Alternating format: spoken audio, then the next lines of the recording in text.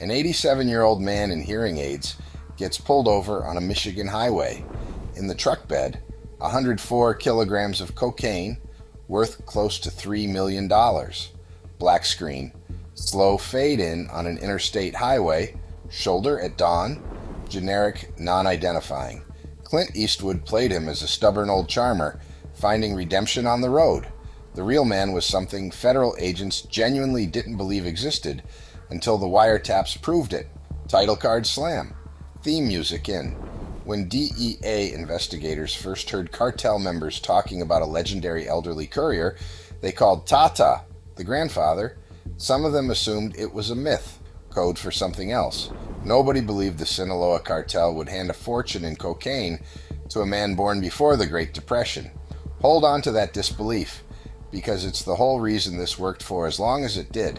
This is the story of a decorated war hero and world-renowned flower breeder who went broke, said yes to a cartel, and moved more than a ton of cocaine, hiding behind the one thing no drug profile has ever accounted for, being somebody's grandfather.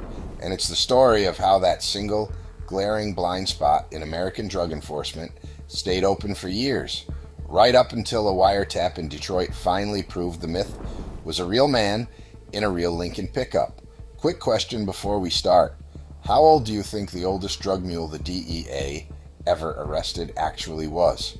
Comment your guess. The real number is in this video. Leo Earl Sharp was born May 7th, 1924, in Michigan City, Indiana, into Depression-era poverty. When the war came, he served in the U.S. Army through the Italian campaign, some of the ugliest grinding fighting of the entire European theater, and came home with a Bronze Star and, by some accounts, a Purple Heart. He rarely talked about how he earned either one.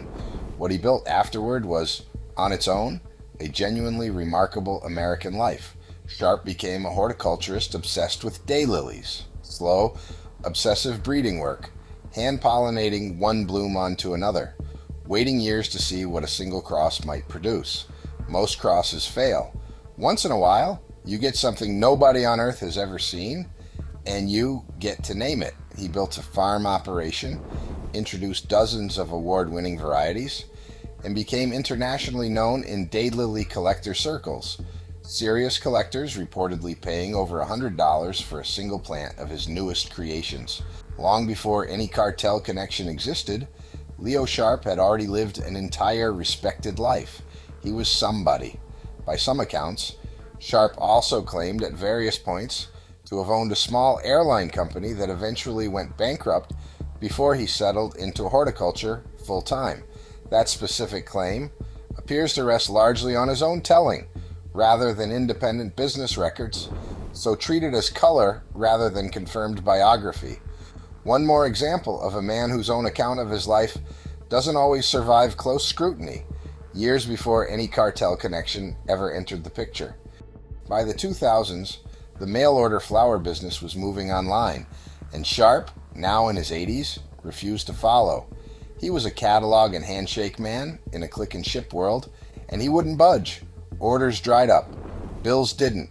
The farm that had been his life's work slid toward collapse.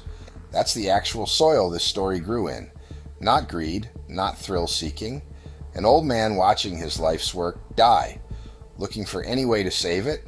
Workers at his farm reportedly connected him to men tied to the Sinaloa Cartel, the trafficking organization run by Joaquin El Chapo Guzman, and the offer that came back was almost insultingly simple. Drive, pick up a load in the Southwest, deliver it to Michigan, get paid in cash. He said yes, and with that one decision, a war hero and internationally respected flower breeder became a courier for the largest trafficking organization in the Western Hemisphere.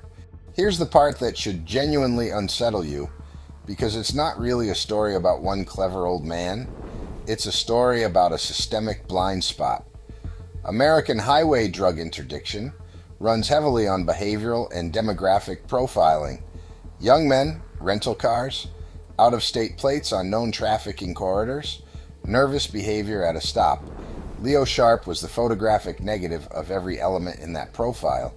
A white-haired World War II veteran in a battered pickup truck With decades of clean record and Indiana roots, no trooper in the country looked at that man and pictured 100 kilos of cocaine. He drove south and west to Arizona to collect loads, then ran them roughly 2,000 miles northeast to Michigan, sleeping in motels, paying cash, obeying every speed limit. An invisible old man on interstate highways he'd known his entire life. The pay was structured like freight, not like crime. Reporting on the case put his rate at roughly $1,000 per kilogram delivered, meaning a single 100-kilogram run could net him somewhere close to $100,000 for a few days behind the wheel. Do that math against his full career, and the numbers stopped sounding like an old man's side hustle. Investigators who later searched his property found $45,000 in cash and a rifle collection valued at roughly $150,000 sitting inside a home reporters described as genuinely run down, overgrown lawn, peeling paint, a barn in disrepair. Leo Sharp didn't live like a trafficker. He lived like a man plowing every spare dollar back into a business that had already broken his heart once. What makes this case genuinely unusual isn't just that Sharp evaded detection. It's how the cartel itself treated him. Wiretapped conversations later showed cell members speaking about him with real, apparently genuine affection. The grandfather, the old man, they're Tata. Prosecutors say his loads range from 100 to as much as 300 kilograms at a time, and that between 2010 and 2011 alone, DEA estimates put his total movement north of 1,000 kilograms. Court records nailed down his confirmed runs to 2010 and 2011, though people connected to the operation suggested he'd been driving for the better part of a decade. Before that, court filings later indicated activity going back at least to 2009, when he was 86. And through it all, he stayed exactly who he'd always been. He still tended his fields between runs. He still corresponded with flower collectors. He was living two complete, fully separate lives at once. And for years, neither world had any idea the other existed. He was also, by every account, genuinely difficult to manage. He argued with his handlers, kept his own schedule, and was famously hard to reach on the road. Handlers who tried to put a phone on him found the old man simply wouldn't answer it. In an organization built on fear and enforced discipline, an outfit known for dissolving its enemies, the Sinaloa Cartel patiently tolerated a cranky octogenarian who broke every rule about staying in contact, because he always delivered. Sit with the strangeness of that arrangement for a second. This was an organization famous for enforcing discipline through fear, dissolving informants, making examples of anyone who stepped out of line, and yet their most valuable elderly courier could simply refuse to answer his phone for days at a time, show up when he felt like it, and take whichever route he preferred, because the one thing that actually mattered to the cartel, reliable, undetected delivery, he provided every single time. In a business built on fear, Leo Sharp had found the one currency that outranked it, being irreplaceable. In Detroit, the DEA had opened a major investigation into the Sinaloa Cartel's local distribution cell, the operation receiving Sharp's deliveries. Special Agent Jeff Moore worked that case, and if you're keeping score against the film, Moore is the real-world basis for Bradley Cooper's agent character. Federal wiretaps aren't a switch agents, flip and leave running. Investigators have to convince a judge that ordinary methods have failed, and authorization typically runs about 30 days at a time before requiring renewal, justified with fresh results each cycle. That makes a wire case a genuine treadmill, agents racing to map an entire organization before the legal window closes. Call by call, the Detroit team charted the cell's stash houses, suppliers, and couriers, and through those intercepted calls drifted a name that didn't make sense to some of the agents listening: Tata, the old man. Several investigators reportedly assumed it had to be a code name for something else entirely. Nobody believed an actual elderly courier could be moving this kind of weight. By some accounts, the investigation got a critical push forward when agents flipped a cartel bookkeeper connected to the cell who confirmed that Tata was real and moving serious weight in a Lincoln pickup. Here's a piece of federal case strategy most true crime retellings skip past entirely. If the DEA had simply swarmed Sharp with federal agents the moment they identified him, the cartel cell would have instantly known their phones were compromised, collapsing months of wiretap work on the larger network in a single afternoon. So agencies do what's known in the trade as protecting the wire, arranging for an arrest to look like ordinary bad luck rather than the product of months of surveillance. A state trooper makes a routine-looking traffic stop, the cartel chalks it up to a random roadside mishap, and the wiretap stays live and undetected for the larger case still building behind it. On October 21st, 2011, a Michigan State Police trooper pulled Sharp over on Interstate 94 near Chelsea, reportedly for an illegal lane change. Nothing more dramatic than that. A drug detection dog circled the truck and alerted. Agents opened the covered bed and found duffel bags packed with 104 kilograms of cocaine. By some retrospective accounts, Sharp didn't go quietly even at the moment of arrest, reportedly staggering toward the trooper, demanding to know why he'd been stopped, cupping his ear as though he couldn't hear, talking about his flowers, playing every beat of the harmless old man act that had carried him across 2,000 miles of interstate for years. It worked right up until the dog sat down beside the truck bed. Sharp was charged in Detroit as one of more than a dozen defendants tied to the cell's Michigan operation. His lawyers raised his age and his declining mental state, arguing he'd been pressured by the cartel to keep driving even after he tried to walk away.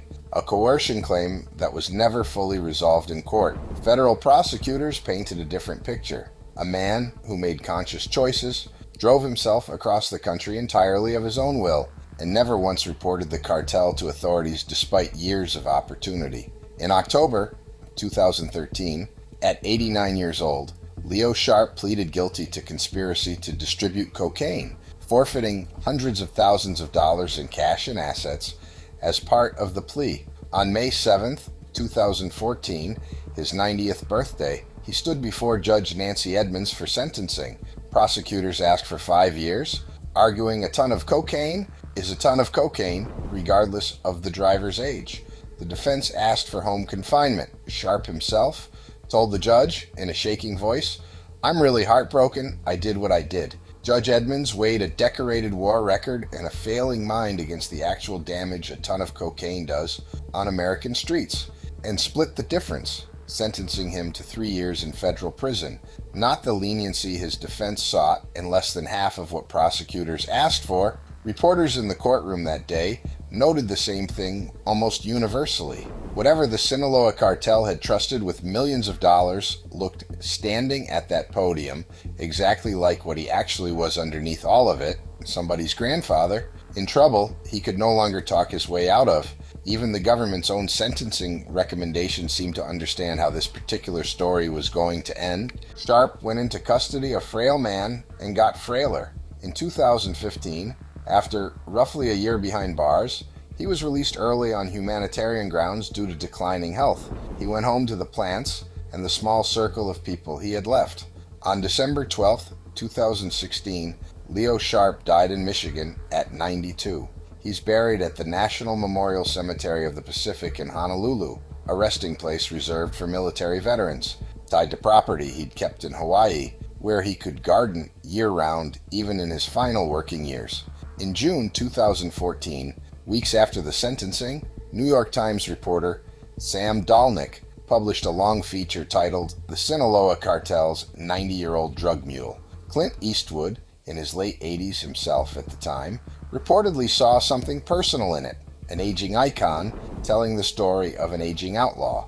Screenwriter Nick Schenk built a script from Dolnick's reporting, and The Mule opened in December 2018 with Eastwood directing and starring alongside Bradley Cooper, Diane Wiest, Michael Pena, Lawrence Fishburne, and Andy Garcia. Here's what The Mule got right. An elderly, decorated war veteran, an internationally respected daylily breeder, financially ruined when his business missed the shift to the internet, recruited as a cartel courier, genuinely beloved by his handlers, caught on Interstate 94 through an investigation a real DEA agent helped build, sentenced in his 90s.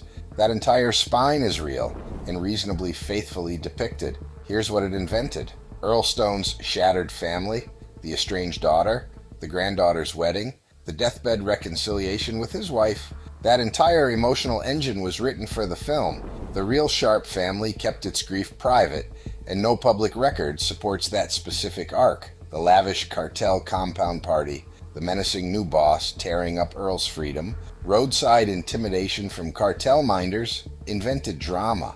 What the wiretaps documented was affection in intercepted phone calls, not champagne beside a pool. What the film most deliberately softened is scale. Earl Stone feels like a man who made a dozen cautious runs. The real El Tata moved cocaine by the ton over years for the most powerful trafficking organization on the continent, and per at least one detailed retrospective account, the film largely omits how long he evaded law enforcement and how little he cooperated with authorities once caught, favoring a redemption arc over a fuller reckoning with the scale of what he'd actually done. There's a quiet postscript worth sitting with, because the movie never mentions it. In gardens across America, Leo Sharp's daylilies are still blooming, the varieties he bred and named still bought, sold, and traded by collectors decades later. His life's real work outlived his crime. It just couldn't pay for itself. That's the actual lesson underneath this story, and it's more uncomfortable than a redemption arc. American drug interdiction runs on profiles, and a profile is just a prejudice with paperwork behind it. The Sinaloa Cartel understood that better than American law enforcement did, and exploited the one demographic nobody was watching. Desperation, not greed, is what actually recruited Leo Sharp. And somewhere out there, this channel would bet, there's another one of him right now, driving the speed limit, hiding in plain sight. Next case file is already in the works. Subscribe, and I'll see you there.